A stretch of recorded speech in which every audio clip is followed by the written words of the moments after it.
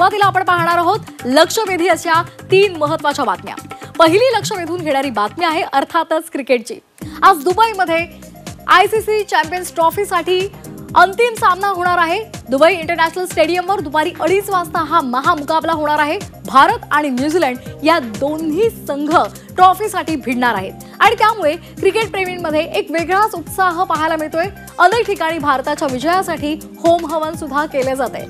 दुसरी लक्ष वेधून घेणारी बातमी आहे मनसेच्या वर्धापन दिनाची। मनसेचा आज 19वा वर्धापन दिन आहे। या निमित्ताने पिंपरी चिंचवडमध्ये कार्यक्रमाचं आयोजन करण्यात आलंय। यावेळी राज ठाकरे काय बोलणार याकडे मनसेचं आणि मनसैनिकांचं लक्ष लागलेलं आहे।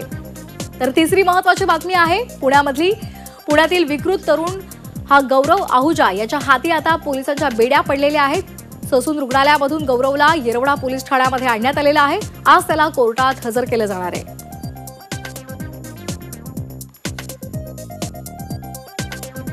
तर या संदर्भात आपल्याला अधिक माहिती देणार आहेत आमचे प्रतिनिधी